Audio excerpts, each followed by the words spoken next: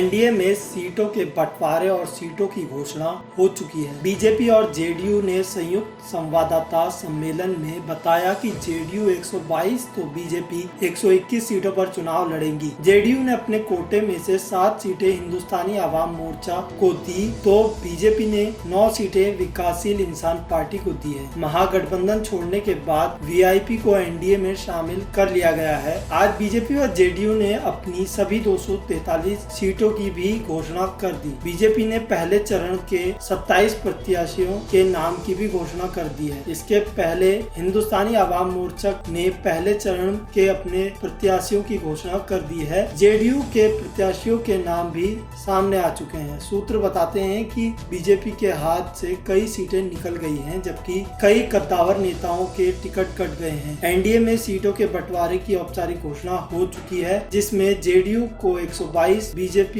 को 121 सीटें मिली हैं। इसमें जेडीयू अपने खाते में से जीतन राम मांझी की हम यानी हिंदुस्तानी आवाम मोर्चा को 7 सीटें देंगी, जबकि वीआईपी यानी विकासशील इंसान पार्टी को बीजेपी अपने खाते से 9 सीटें देगी। इस तरह 243 सीटों वाली बिहार विधानसभा में 115 पर जेडीयू और 112 सीटों पर बीजेपी, 9 सीटों पर वीआईपी और 7 सीटों पर हम के प्रत्याशी रहेंगे। मंगलवार को एनडीए के संवाददाता सम्मेलन के बाद बीजेपी ने अपने 27 प्रत्याशियों की लिस्ट जारी कर दी। लिस्ट के अनुसार अंतर्राष्ट्रीय शूटर श्रेयसी सिंह जमुई से चुनाव लड़ेंगी। बीजेपी की सूची में जमुई से इंटरनेशनल शूटर श्रेयसी सिंह, आरा से अमरेंद्र प्रताप सिंह और बांका से राम नारायण मंडल जैसे चेहरे शामिल हैं। सूत्रों की माने तो बीजेपी ने बिहार में किसी भी मंत्री का टिकट नहीं काटा है। बताया जा रहा है कि राम नारायण मंडल बांका से, प्रेम कुमार गया से, ब्रज किशोर बिंद चैनपुर से तथा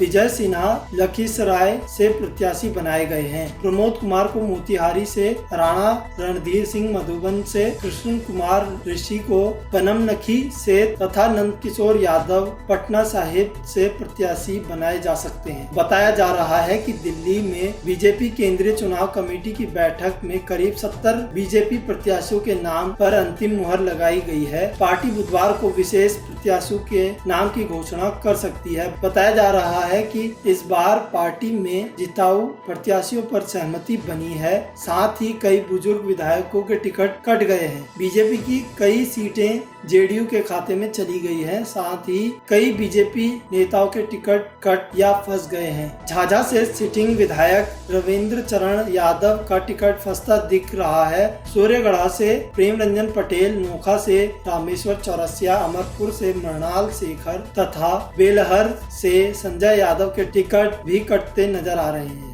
ये सभी सीटें जेडीयू के खाते में चली गई हैं। पिछली बार दिनारा से प्रत्याशी रहे राजेंद्र सिंह का भी टिकट कटता दिख रहा है।